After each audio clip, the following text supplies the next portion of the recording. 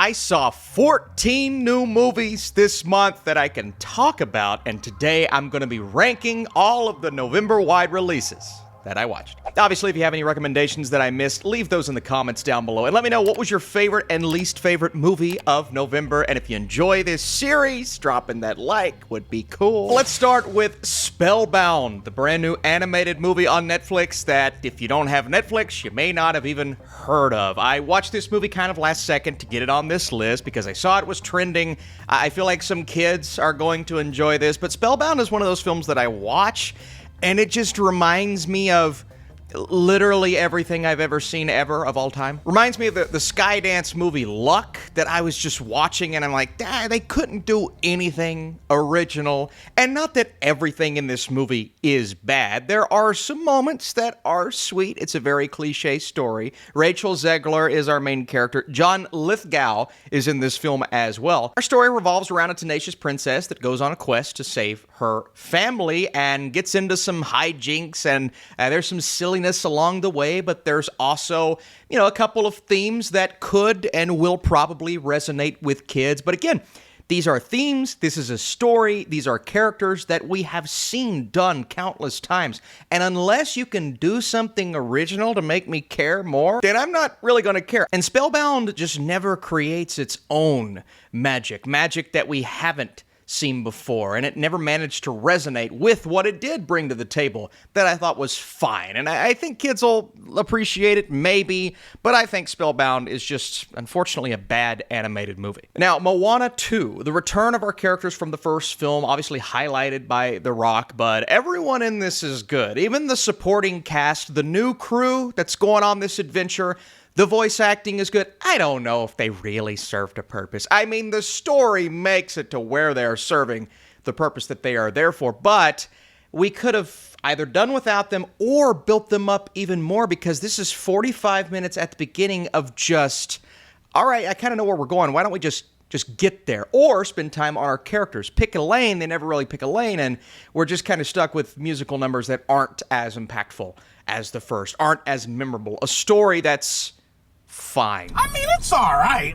Now, it's not all bad. I think it goes above and beyond Spellbound just because the world that we know from the first is still interesting. These characters, Moana and Maui, are awesome together, and the visuals, like I said before, it looks great. And so I didn't hate the experience. It's hard to hate these characters. And you got the chicken and the pig. They're so funny. I love chickens and pigs. But you know what I don't love? Moana 2. That's why it's going on the okay tier, far from where the first one was in my heart. Dear Santa, Jack Black is Satan. In the movie, Jack Black is Satan. Well, the kid thinks he's writing a letter to Santa. He's got a little bit of dyslexia, and so he accidentally spells Santa Satan, and thus you have a very evil Christmas story that kids should be terrified of, because the devil, well, he's no joke. Oh, please. I have no soul. That being said, it's a movie that's played for laughs. You're supposed to appreciate the corny situations, the silliness of the story. Well, at least that's where my brain was at times, because I'm like, all right, well, this is kind of emotional. Then it's silly. Then it's emotional. Then it's silly. And then it gets a little deep. And then we're on stage with Post Malone at a concert. And I'm just like, is this a concert movie? And it was so all over the place. By the time I'm getting to the third act, I'm like, I don't know what this movie wants me to feel. I feel like I'm watching a Disney original, a Disney Channel original at times. Other times it's got like Hallmark vibes with the parents and their relationship, and then like a coming of age Netflix movie over here. There's 17 things going on in this film. The main kid, he's fine. And I feel like this was supposed to be a movie that was coming to theaters because it's got Keegan-Michael Key and Jack Black and a couple of other cameos in there that kind of really caught me off guard. But the more you watch it, the more you're like, no, I understand. This movie is all over the place. I'm not going to call it a disaster. I'm not going to say it's awful, but it's so all over the place. And when they bring out Post Malone and he's on stage at a concert and the kid's dancing and Jack Black's dancing, I'm just like, I'm tapping out. I didn't, but I should have. I'm going to be nice and say I have seen worse movies this year, but it's hard for me not to put it at least low on the bad tier. We're going to stick with the Christmas theme. How about Red 1? I saw the trailer for Red 1 with Chris Evans and J.K. Simmons, Dwayne "The Rock" Johnson, and said, wow, this looks terrible. This looks like the worst movie of the year, a big-budget blockbuster disaster. And you know what? It's not that. It's not good. It's not a good movie, not even remotely.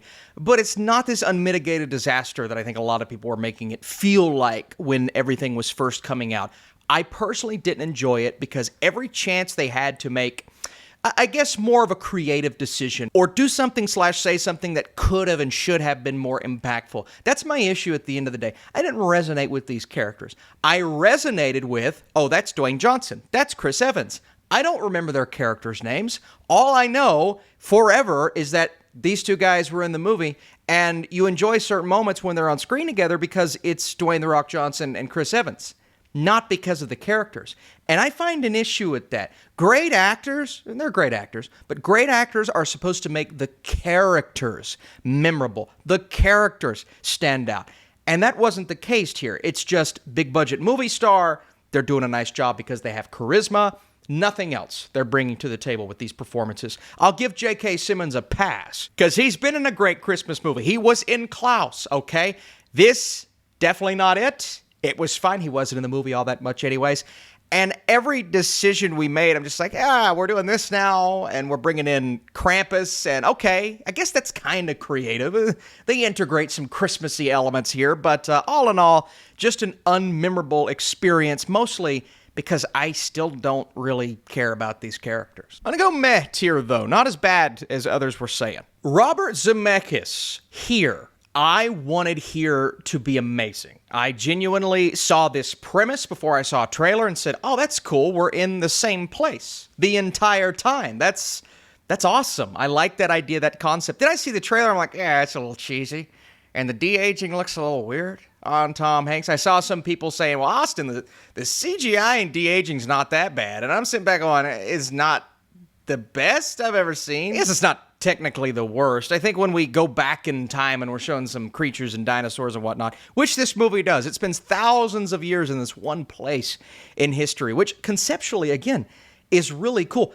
I just thought it got really overboard cheesy. Like when we go back to the old days, flashback hundreds of years, and people are talking to each other in carriages, and they're talking about historical figures, and I'm just like, the dialogue feels really forced. Not very well written, tonally all over the place, because there were times where they're trying to be serious on screen, and I can't help but giggle because of how off it all feels. And performance-wise, not the best. I mean, Tom Hanks is good, Robin Wright is good, and there's actually a moment at the end that kind of got me emotional. But prior to that, I mean, we're going back and forth between like 7 different stories. That's not an exaggeration. And I understand that this is an ambitious idea, but the execution just wasn't there. And so here was a misfire for me. I could see how you watch this and really enjoy it. But sadly, I have to go bad tier for here. Next up, A Real Pain, directed by Jesse Eisenberg. I wanted to love this movie because Jesse Eisenberg, I think he has all the talent in the world. Did not love his last outing as a director. I definitely enjoyed this one more, for sure. And Kieran Culkin, one of my favorites in Hollywood right now. And yeah, he's playing a similar-ish character to kind of what we expected. Actually really overbearing and brash, so it's hard to watch him at times because he just kind of makes a fool of himself multiple times in this movie. But there's reasoning behind his decision-making. There's reasoning behind why Eisenberg's character is so loving towards him, but very distant in a way. And their relationship, David and Benji, it's been tested over the last few years because of, one, something that happened to him. I won't reveal what that is, but also because David's kind of moved on. He's found a life. He's found a wife, like all of these things that have gotten in the way. And now they're finally back together, but they're going on a tour through Poland to honor their grandmother, pay tribute to the Jews. And there are so many interesting things that they encounter on this tour. And, you know, people involved, they get to know this group of people that really may or may not get along, but either way, you're going to get something out of the dialogue. And I thought this movie was very well put together. It's simple, it's easy, but it wasn't easy in its execution because they really had to nail some of these emotional moments. And you're really just getting to spend time with and learn something about these two characters that I found interesting and intriguing. Now, was this film the gut punch that I wanted or needed? Did I feel the emotional attachment that I really wanted to feel going into it? Because as soon as I saw this trailer, I said, That could be my come on. That could be my surprise at the end of the year like The Holdovers was last year. I was really feeling that. And so in a way, I was disappointed in a real pain. I walked out thinking good, not great, but I held hope that this was going to be that movie for me towards the end of the year. And so I think the screenplay is really well done. I would love to see a nomination for Culkin specifically. I believe that would be great. But as a whole, the movie was just a tiny bit underwhelming. Still going to put it on the good tier because it is a good movie. How about Anora, a young sex worker from Brooklyn who gets caught up in a crazy web of events, the most stressful night of your life. It reminds me in that way of Uncut Gems. You're just so like on the edge of what's going to happen with our characters. Who are these characters that we're meeting? How are they going to find this guy? Like, there's so many things along the way that you are stressed and impressed with. And that's what I wanted from Anora. A really impactful, beautifully made film that has so much going for it. And honestly, it's one of the best looking movies of the year. And I'm not talking about the sex scenes, okay? Because there's a lot of them. If you don't want that in your movie, which some people don't, you might want to stay away from Anora. But cinematography-wise, the lighting, the way the camera moves, and the way when the stress picks up as we get into that second, third act, I feel like I was just so on the edge of my seat. Like, man, this is a lot. Like, it's a lot for them. It's a lot for me. And it's almost like a messy Cinderella story, a fairy tale of sorts, where Annie falls in love with this guy who's just so chaotic, all over the place, a little insane. But he's also Russian, and when they get together, the news reaches Russia that they've gotten together, and things get very far out of hand. You can go check out my review. I just kind of rave about the script, the way the dialogue worked, and how it kind of got me more invested into the story. I don't think this is going to be everyone's cup of tea, though. It's very artistic. It does take its time. The ending will be divisive. I don't even fully know if the ending worked for me, but Sean Baker, he has done that before. Like The Florida Project, divisive ending. I loved it, but Sean Baker is that guy. He is that director. Beautiful. I mean, it takes about 30 minutes to settle in. If you're kind of getting antsy, don't worry, hold out, because I was feeling that way. I didn't love the first 30 minutes, but the rest of it is great. And I'm going to say the movie as a whole right now is awesome. I feel like this is everything it needed to do and a little bit more. Juror No.2. Nicholas Hoult, again, J.K. Simmons popping up in here, but this is all about a guy who is a part of a jury trying to figure out if this guy's guilty or innocent, what's going on. They're trying to solve a murder. And then he realizes, oh, I'm the murderer. Austin, how does that work? Well, they do a good job of explaining it. And I believe it's a story based on a true story, actually, that is going to resonate with a lot of people.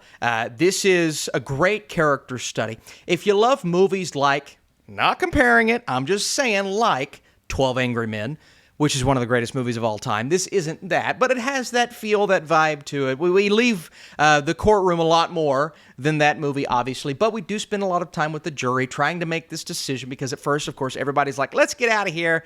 He's guilty, yada, yada, yada. But then the guy who did it is like, well, maybe he's not guilty because maybe my conscience is speaking up and saying, hey, guys, what are we doing? I also want to give a shout out to Toni Collette, who gives a great understated performance here, and one that, I'm not saying she should get any sort of nomination, but I feel like she should be talked about more, right? Nobody's talking about Toni Collette. Nicholas Hoult should be talked about more. I get it. The release strategy for this was ridiculous. I just so happen to be near a theater, and they sent it to me digitally so I can watch it again whenever I want. Ha! I'm just kidding. If you guys live near me, come over and watch it. We'll watch it together. This movie worked for me. I was invested. I was engaged. I was on the edge of my seat. The more I think about it, the more I like it. And I'm starting to debate if I gave it too low of a score. I'm going to rewatch it before my top 10 list at the end of the year.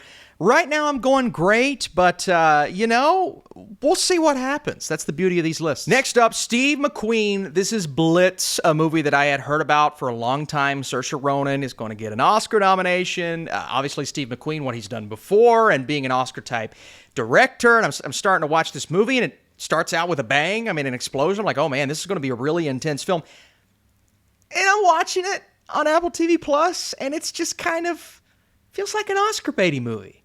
I wasn't really as engaged as I needed to be. It's about a young boy who gets separated from his mother. His mother's looking for him. He's looking for her. It's a wartime drama, but it also has like this sadness to it, this somber feeling all the way throughout, to where it felt like I was at arm's length with the characters this entire time. Even Saoirse Ronan, who's amazing, and I see why some people are saying she could get a nomination. I don't think she's going to. I just don't think this movie has the impact that it goes for, because it is an emotional story.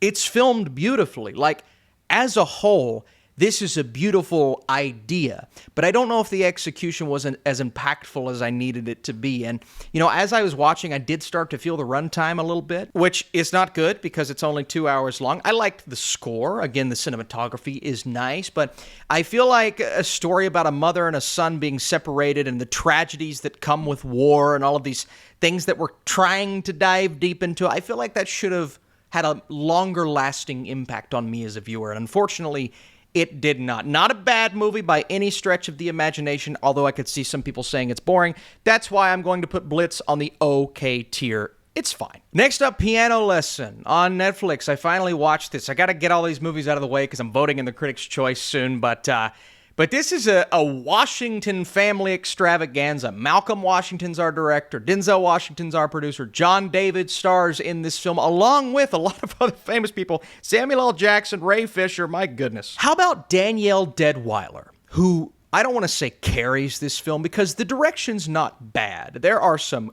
gorgeous shots in this movie. When we see at the beginning this piano is traveling and we see the fire and people going after it, moving it around, I'm like, oh my God, man, the transitions and the shots, and this is gorgeous. And there's also like a haunting nature to that opening that I really appreciated. It also ties into how it gets a little outlandish at the end, a little spiritual. There's another movie, I can't remember, it was a Netflix film earlier this year. If you guys can think of the name, let me know. I could research it, not going to do that.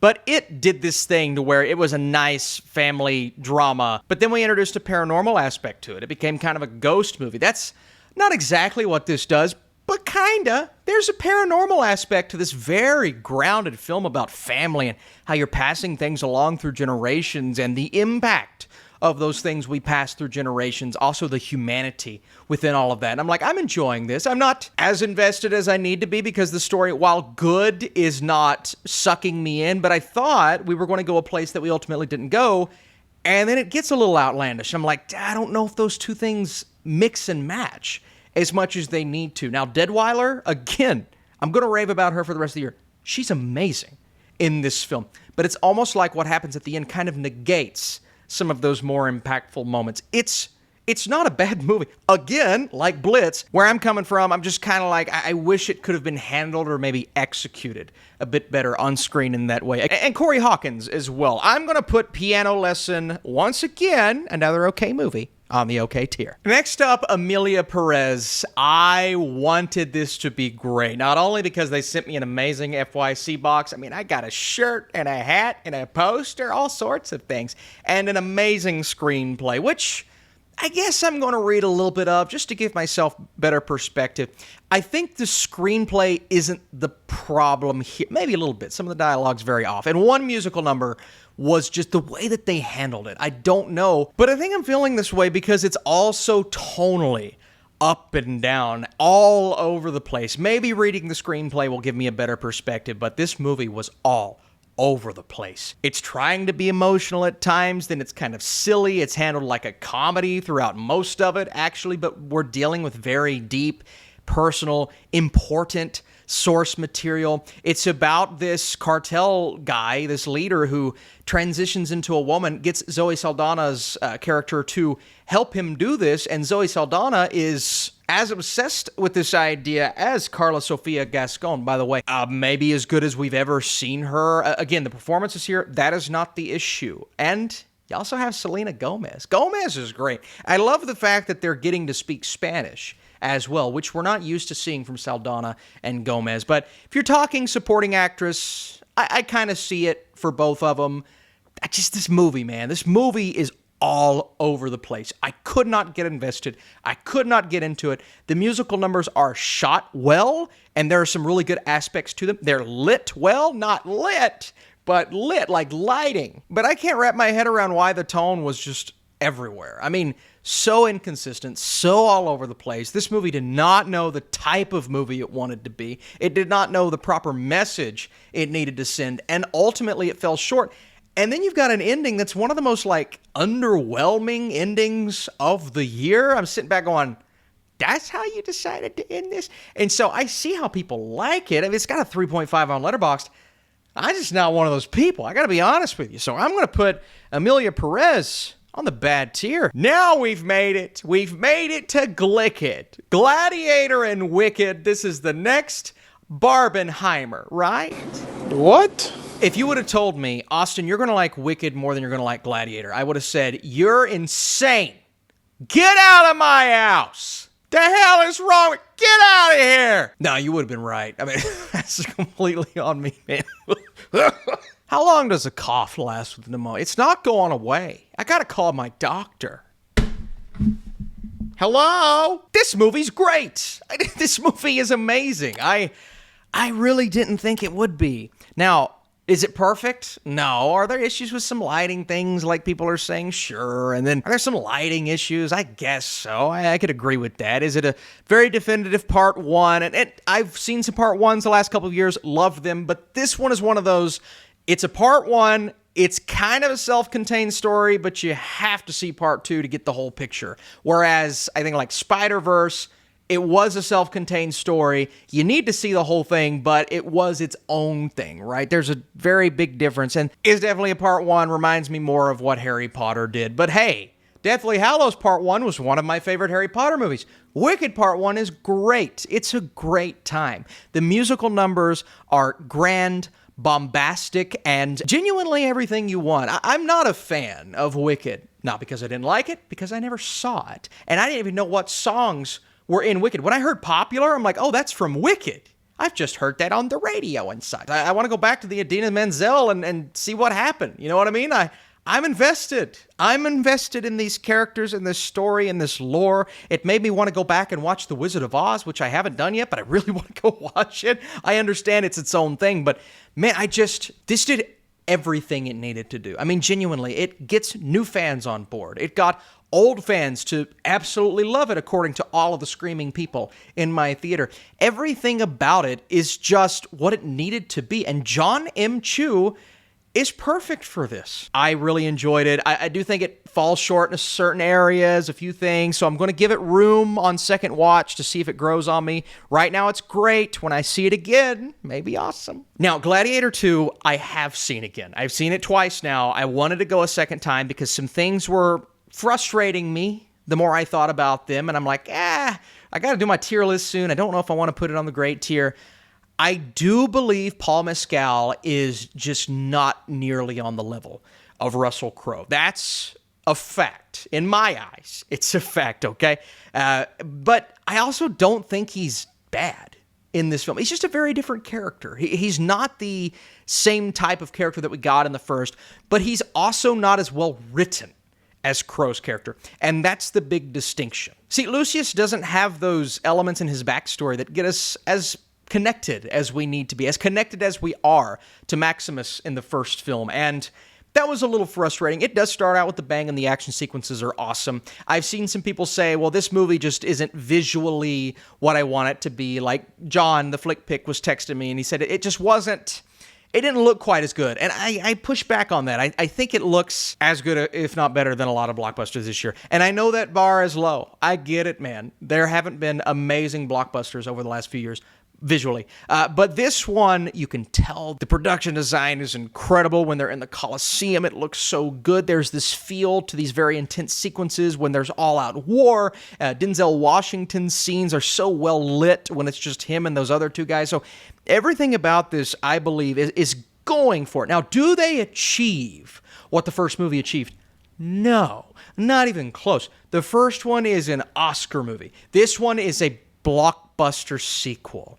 But I do believe it's entertaining. But I do believe it does what it needs to do. And honestly, I was invested in these characters, from Mescal to Pascal to Denzel Washington, who's amazing. Again, people making fun of Denzel Washington for not doing the same accent as everybody else. But I'm just like, it's fine. It's Denzel's a great actor. I didn't like it quite as much on second watch because my fears were starting to be realized looking at the screenplay and how this dialogue just doesn't build up the characters like we need it to. It has some generic blockbuster isms to it, but I still really like this movie, man. I don't get why people are hating on it to the level that they are. So I'm going to put Gladiator 2 on the good tier. I believe it's good, but I'm trying not to compare it as much to the first. And finally, Heretic. Hugh Grant does a Jar Jar Binks impression. That's it. That's all I needed. When he did that Jar Jar Binks impression, I said, I'm done. I'm done. The movie's over. I'm giving it 12 out of 10 stars. I'm fine.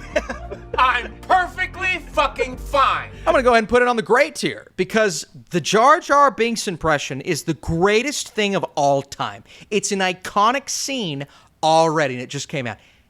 Monument. Honestly, my big issue with Heretic is the ending. It gets a little outlandish. Now, I liken it to the ending of Don't Breathe, where Don't Breathe is so divisive, and it's out there compared to the rest of the movie, but I responded to it. And that's the same case with Heretic. Like, Heretic gets a little wacky, gets a little crazy towards the end, but it doesn't compromise the first two acts that are just so well put together, shocking, chilling at times. These two girls, they're just missionaries trying to convert this guy, trying to give him a little faith, right? Turns out he has a big pushback against what they have to say. Sophie Thatcher, Chloe East, they are really great together.